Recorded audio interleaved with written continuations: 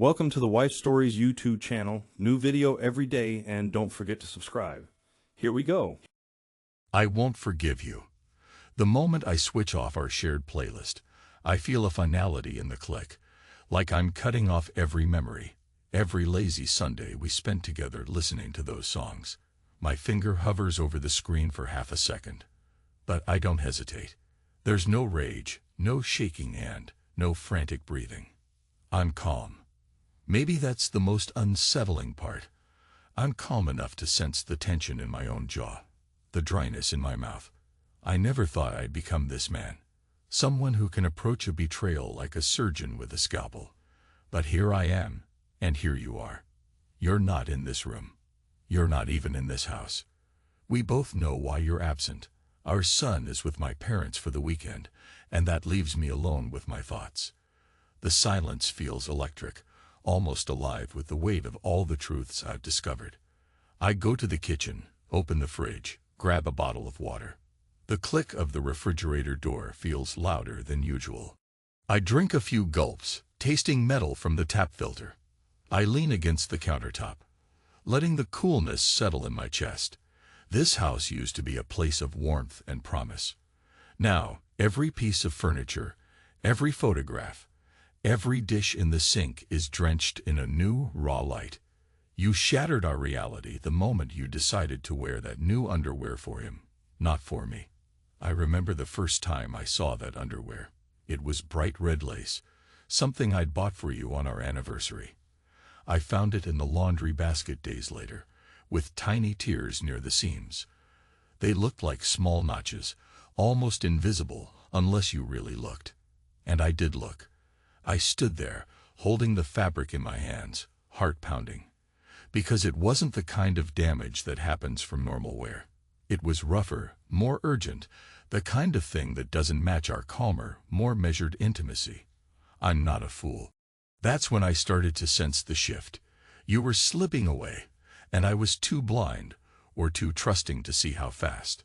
The security footage from our building's entrance was just one more nail in the coffin. Watching it felt unreal, like I was outside my own body, observing a man who resembled my closest friend. Matt, pull you against the wall in the stairwell. My wife. His hands on your waist, your hand on his shoulder, gripping tight.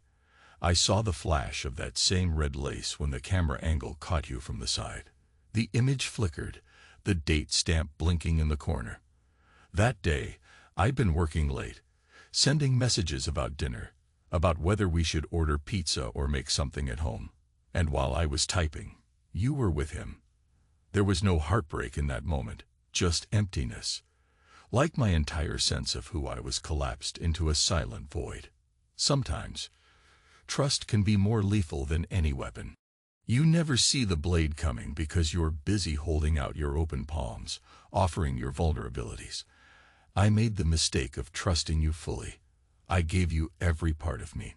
My focus, my stability, my love, everything that's supposed to form the bedrock of marriage. We were raising our son in what I believed to be a stable home. You and I had the usual ups and downs, but I never suspected that behind my back, you were looking for a different thrill. I've replayed that video in my mind too many times, though I tell myself to stop. Each time, I hope to see a hesitation in your body, a flicker of remorse on your face. Instead, you look hungry, almost gleeful, like a teenager sneaking out after curfew. The worst part, my friend's grin, like he knows he's stepping into forbidden territory. And the moment the camera catches the flash of your lingerie, I feel my stomach tighten. I'd bought it for you, imagining a moment of closeness between husband and wife. Instead, you used it to lure him, to feed some reckless desire. The humiliation is like acid in my gut. When I confronted you the first time, you denied everything. You even let out that dismissive laugh, the one you use when you're stressed and trying to act casual. You're imagining things, Jim, you said, crossing your arms. Then you cocked your head to the side and asked, "Why would I do that? Why would I risk our family?" Your words were smooth, so convincing that for a moment, I almost believed them. Almost. But your eyes flickered. Your voice trembled just enough that I knew. I didn't push further that night. I wasn't ready for a fight. I wanted you to come clean on your own. Maybe I was a coward, but I also wanted to give you a chance to realize how deeply you'd wounded me. I even tested you the next day. I mentioned Matt in passing, something benign like, he texted me about the next game. Said we should meet up. You just nodded, turned away too quickly. You used to ask me how he was doing, if he was dating someone, if his dad's health was better. This time, you said nothing, your eyes darting toward the window. Then you changed the subject, asking about dinner or the groceries. That was the moment I knew you were lying. But I said nothing. I just nodded, letting a cold wave settle in my chest. I realize now that my silence frightened you. It must have. Because you started acting nicer, cooking my favorite meals, leaving little notes in my lunchbox. Have a great day, honey. But each note felt like a poison dart aimed at my heart. I looked at your handwriting and felt nauseated, recalling the way I'd seen your body pressed against his on the camera footage. No matter how good your cooking tasted, I couldn't ignore that single frame of betrayal looping in my head. Time changes once you know the truth. Days stretch, nights feel endless, and small details take on heightened significance. I began to notice your phone's notifications. You used to leave the phone on the coffee table, face up. Suddenly it was face down, or it was with you in the bathroom, or shoved into your coat pocket. I heard you giggling sometimes at messages, then abruptly going quiet when I entered the room. In my mind, it was like flipping through pages of evidence, building a case. My conversation with our building's guard, the phone calls you made while I was at work, the change in your perfume, everything pointed to the same reality. You and Matt had crossed a line. To handle betrayal is to hold a scalpel, dissecting every thought, every memory. I learned to keep my voice low. No shouting, no argument. I let you think I was ignorant, because I wanted you to understand something deeper. You can't hide from the truth forever. In my career as a systems architect, I troubleshoot complex problems methodically. I recognized your deception as another kind of system flaw. So I took it apart piece by piece, calmly, systematically. And that's how I dealt with you. I scheduled an appointment with our family lawyer. I reached out to a child psychologist to discuss the best steps for our son, ensuring he wouldn't be harmed by our inevitable split. I drafted custody documents. With each step, I felt more control, more clarity, even though inside I was roiling with a sense of betrayal. It rained heavily on the day I finally decided to confront you outright. Sheets of water battered our windows, turning the sky gray. A fierce wind howled around the eaves. You were in the living room, folding laundry, a neutral expression on your face. I stood there, crossing my arms. You looked up at me, a hint of worry in your eyes, as though some instinct told you what was coming. And that's when I said, I know, Evelyn. I know about you and Matt. The only sound was the violent rain pounding the roof. You dropped a towel. Your lips parted, but no words came out. For a moment, neither of us moved. My heart pounded, but my voice remained steady. Jim. You started, but then you shook your head, as if trying to find the right angle. It was a mistake. You bowed your head, your hair falling forward. I don't know why I let it happen. I was lonely, okay? I was bored. Bored. That word cut like glass, as if our marriage, our family, our life together was just a tedious routine you needed to escape. I inhaled slowly, keeping the surge of anger contained. Bored. I repeated, letting the syllable hang in the air, heavy with meaning. Then you should have told me you were bored. I would have done anything, to fix it. You pressed your palms together, eyes welling up. I'm sorry, Jim. I really am. But you've been so distant with your job, your plans, everything. And Matt was he was there. He understood me. We talked about things. One night, it escalated. I didn't mean for it to keep happening. I nodded. But it did, I said quietly. More than once. You froze, blinking rapidly. The tension in your shoulders told me you knew the dam had broken. Yes, you whispered. I saw the footage. I stepped closer, so you had to look me in the eye. You and that new red lace I bought for our anniversary. In the stairwell, his hands on you. You didn't see the camera, did you? I expected you to crumble. Instead, your eyes flared with a mixture of fear and shame. Jim, I never wanted to hurt you. I clenched my teeth so hard I thought they might crack. A dark, bitter chuckle escaped my throat. My version of black humor, I guess. You sure? Because you did a damn good job. I hope you at least enjoyed it. Your face contorted in pain. For the first time, I saw genuine regret in your eyes. Maybe it was real, maybe not. Later that night, the rain slowed, and the wind died. The tension in our house, however, remained thick. We barely spoke. You asked me if I wanted something to eat. I shrugged. My appetite was gone. I sat in the dark living room, sipping a half glass of whiskey, thinking about what I'd do next. And that's when I realized I wasn't going to leave first. I wanted you to feel the cold emptiness of our marriage, the distance your own actions created. So I stayed. And each day, I waited for you to be the one to walk out the door. People think revenge is about hurting the other person. But for me, it was about freeing myself from the weight of your betrayal. You see, marriage had become a weapon you wielded. But I still had one last bullet left in my chamber: custody. Our son deserved honesty, not a life built on your lies. So I filed for sole custody. I told my lawyer about the infidelity, provided the therapist's statement about the potential emotional harm to a child living in a household of distrust. That word, lie, became your label. I sent you a text the day I filed. You can do what you want. But our son is not living under your falsehoods. Your response was silence for hours, and then came a single message: we need to talk. I didn't reply. I saw the bubble of your text appear, then disappear, appear, then disappear. It felt like some morbid dance, you deciding whether to beg or threaten. I just stared at the screen until it went black, telling myself that's exactly how I wanted it to be. You in the dark, not knowing my next move. I confronted Matt too.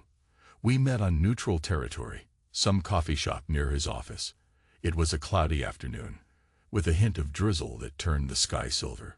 He had the nerve to look relieved that I'd agreed to see him. The moment he sat down, I saw his anxious grin, the new tension in his eyes. Jim. Man, I'm sorry, he began, voice trembling. I messed up. I never meant for it to go this far. Evelyn and I. It just happened. We were talking, having drinks, and next thing I knew, I raised my hand, cutting him off. Save it. You're no friend of mine, Matt. Whatever you say, it doesn't matter now. I just want you to know I'm filing for custody. Evelyn can do what she wants, but she won't do it in the same house as my son. He swallowed, eyes darting around like a cornered animal. Jim, it's not like I wanted to break up your marriage. It was an accident. A stupid, selfish. Stop. My voice was controlled, but each word felt like a needle. You made your choice, and you sure as hell didn't think it was a mistake while you were doing it. Multiple times. Now stay away from me and my family. He looked down at his cup. His knuckles turned white as he gripped the cardboard. He tried to say something else, but I stood and walked out. Outside, the drizzle hit my hair, dampening my jacket. Instead of feeling cold, I felt an odd sense of clarity. I had severed that tie, too. Matt was dead to me. I won't lie. Nights alone in the house were hard. I used to see your silhouette in the bedroom door, half awake in an old t-shirt, a memory of simpler times. Now the bed felt too big, too empty. I started sleeping in the guest room, not wanting to share the bed we once considered ours. I'd lie awake, hearing the faint hum of traffic outside. Occasionally, I heard you sobbing quietly in our room. But I never went in. I didn't want the confrontation. Not yet. Not until the lawyers had everything set. Our son came home from my parents' place after that weekend, and I did my best to mask the tension. You tried to act normal, making breakfast, chatting about school. But kids notice everything. He asked me why I was sleeping in the guest room. I gave him a tight-lipped smile and said, "Daddy just snores too loud, buddy." It was a pathetic excuse, but it was all I could manage without unraveling in front of him. The day you found the custody papers, you confronted me in the kitchen. It was another windy day, though not as rainy as before. The windows rattled, and leaves skittered across the patio outside. Your voice trembled with anger as you waved the papers at me. "What is this, Jim? You want to take our son away from me?" I leaned against the counter, crossing my arms. "I want him to be safe from your lies. He deserves better." You opened your mouth, eyes burning. "I'm still his mother. You can't just erase me." My laughter came out in a bitter bark. "Erase you? You erased yourself the moment you dragged another man, my so-called friend, into our marriage. Don't make this about me being unfair. You were the one who risked everything." Then I let the silence stretch. "I'm filing for full custody, and I've got evidence of your infidelity, plus the recommendation from a child psychologist. You can fight it, but I promise you, I'll make sure the court sees the truth." I saw tears in your eyes, but I felt no pity. You turned away, pressing your palms on the kitchen table. "Jim, I know I messed up. I know I ruined what we had. Please, I can't lose my son. Let me stay in his life." "You'll stay in his life," I replied flatly. "But he won't live under the same roof as your betrayal." I thought you might beg further. Instead, you looked over your shoulder, your face stony. "Fine," you said, voice barely above a whisper. "If that's what you want." That night, I heard you packing the suitcase. It was almost midnight. Outside, the moon was hidden by clouds. I listened to the faint zipping sounds, the rustle of clothes.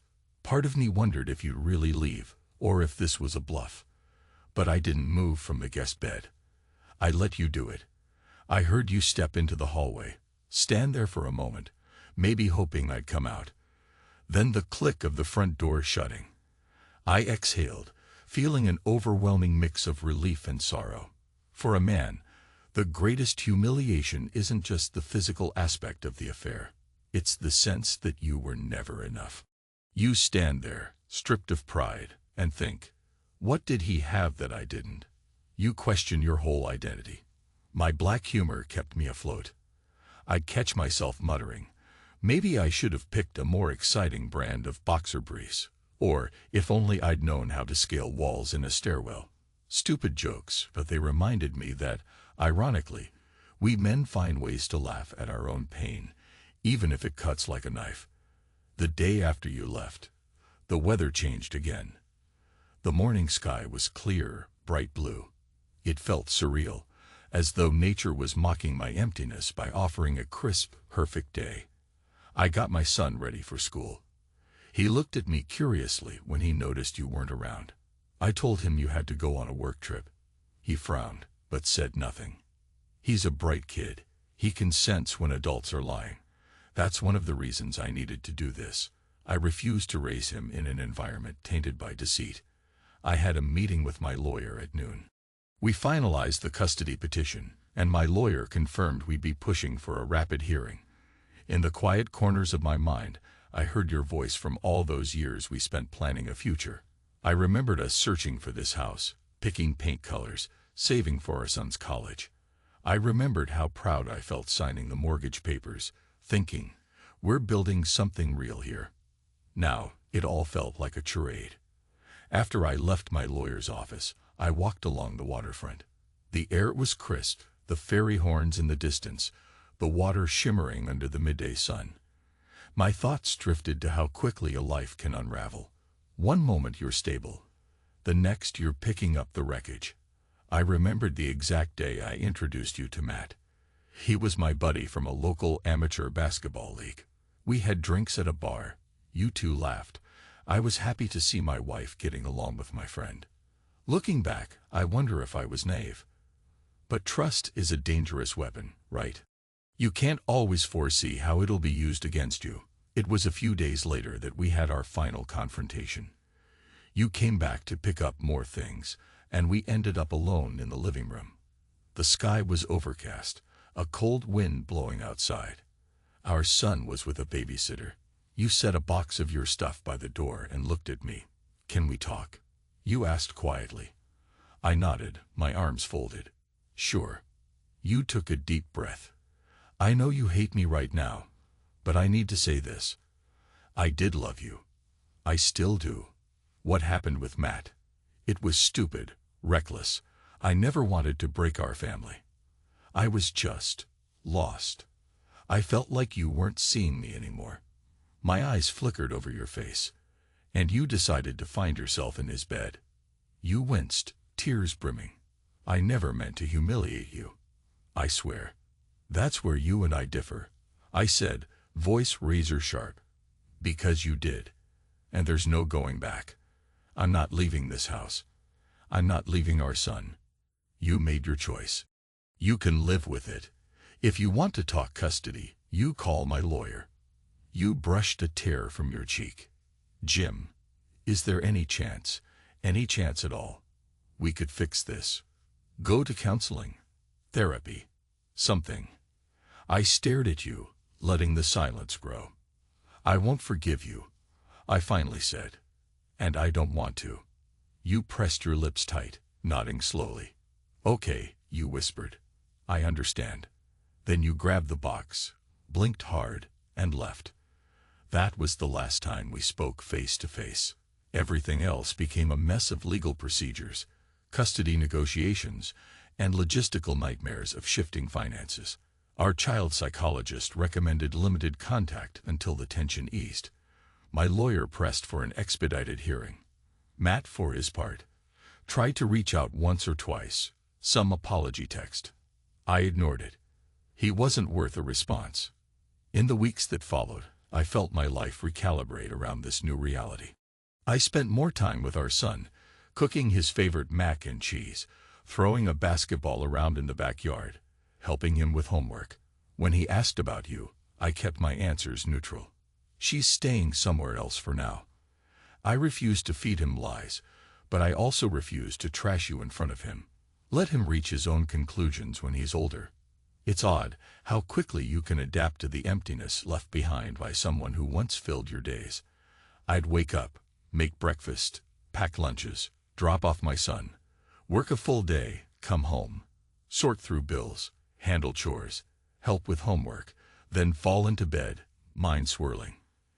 In the quiet moments, sometimes I'd feel that hollow ache in my chest, and occasionally a dark humor would slip out, like when I'd see a pair of your shoes by the door and mutter, "I guess you won't be walking in these with him anymore." It was grim, but it kept me sane. At night, I realized I didn't miss you so much as I missed the person I thought you were. The gap between who you turned out to be and who you pretended to be was glaring. That's the worst part of betrayal. It erases the past, taints every memory. Even the good times feel like illusions. The custody hearing came up quicker than expected. My lawyer laid out the evidence. Your infidelity, the psychological evaluation that suggested a child could be harmed by staying in an environment of deceit and conflict. You tried to defend yourself, but the case was strong. We reached a settlement that gave me primary custody, with you allowed regular visitation. The look on your face when the judge announced his decision was a mixture of defeat and heartbreak. I didn't revel in it, but I won't lie. I felt a sense of relief, because this was my final release from the hold you had on me. After the hearing, you pulled me aside in the hallway. "Jim," you said softly, "thank you for not shutting me out of his life completely." I looked at you, face impassive. "He needs his mother," I replied. "He doesn't need lies. You remember that?" You nodded, tears clinging to your eyelashes. "I'll do better," you said. I gave a short nod, then turned and left. Outside, the sky was bright. the midday sun casting sharp shadows on the sidewalk. Each step I took felt lighter than the last. I remembered that moment in the security footage, the instant I saw your red lace, a symbol of everything we once had and how you twisted it. I expected to feel anger or sadness, but what I felt was freedom.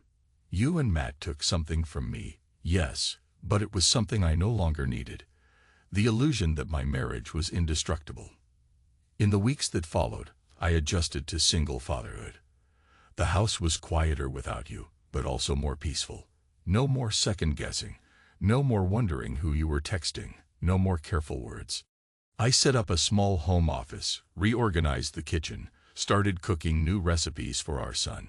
Sometimes, my mind drifted to the times you and I laughed together, slow danced in the living room, planned trips we never took.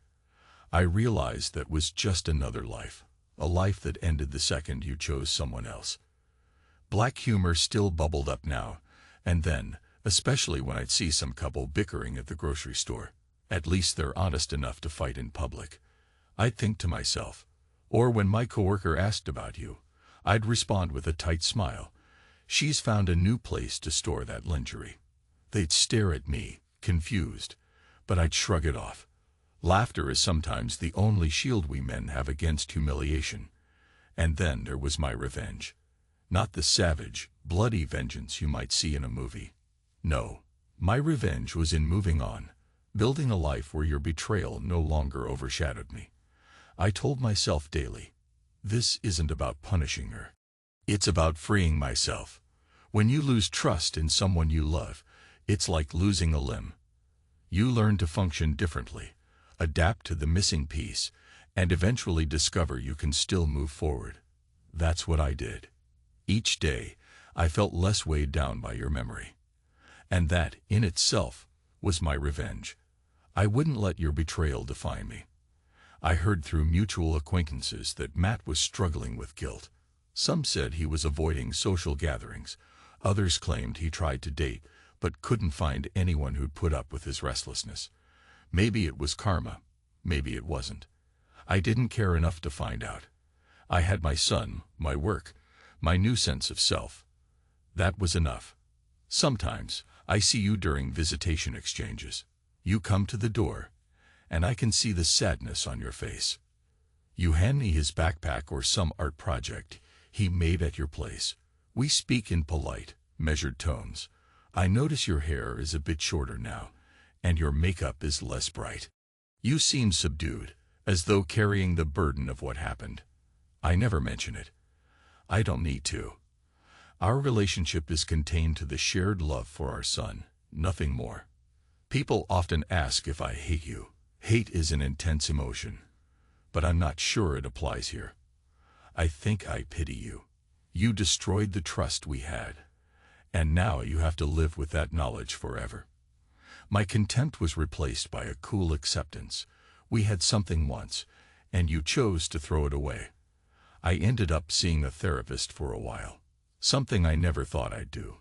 A couple of sessions taught me that I'm not responsible for your choices. I also learned that betrayal can transform you into someone bitter if you let it. But I'm too tired for bitterness. I have a son who needs me. So instead, I let that bitterness go, replaced it with something else. Resolve.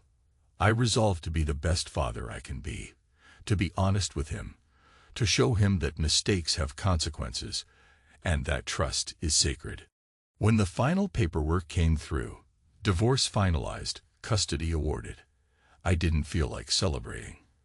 I felt relieved. I dropped the envelope on the kitchen table, stared at it for a moment, then went to the living room and turned on some music. Not our old playlist, something new. I sat there, listening to a steady drumbeat, letting it remind me that I still have a heartbeat, that I'm very much alive. The weather changed again that evening, a sudden gust of wind rattling the windows. I watched the clouds shift across the twilight sky, swirling in shades of gray and purple. A storm was rolling in, but I felt oddly safe in my home. Maybe storms aren't so frightening when you've already survived a far more destructive force, the loss of trust, the fracturing of a family. Storms pass. Betrayals linger unless you do the hard work to free yourself. That night, I tucked my son into bed, read him a story.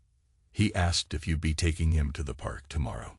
I said, "Yes, your mom will pick you up in the morning." He nodded, his eyes half closed with sleep. In that moment, I felt a surge of love for him, a protective instinct that flooded my chest. He trusts me. Even after all the cracks in our home, he trusts me. That's what matters now. Walking back to the living room, I paused by the empty spot on the wall where our family photo used to hang. I'd taken it down, not because I wanted to erase the past entirely, but because I needed to stop staring at it. I thought about the day that photo was taken. You were smiling. Matt was the one who actually snapped the shot at our barbecue. How ironic. I closed my eyes, inhaled deeply, and exhaled. Then I turned away from the empty spot. I realized, in that moment, that my anger and humiliation had morphed into something calmer, more resolute. I don't want you back. I don't want your apologies. I don't want your tears. All I want is to move forward, to build a life for me and my son that isn't overshadowed by your mistakes, and that's exactly what I'm going to do. Because revenge isn't about lashing out or destroying you. It's about releasing myself from the grip of your betrayal. You can carry your guilt forever if you choose. I'm letting it go. And once I do, you can't hurt me anymore. That's all the satisfaction I need. So I returned to the living room, phone in hand. I open the music app, find a new playlist, one filled with songs I've never heard before, belonging to no memories of us. It's my playlist now, my future. I press play and let the first few notes fill the air. Then, I take a seat on the couch, close my eyes, and allow the music to wash over me, feeling something I haven't felt in a long time. Hope.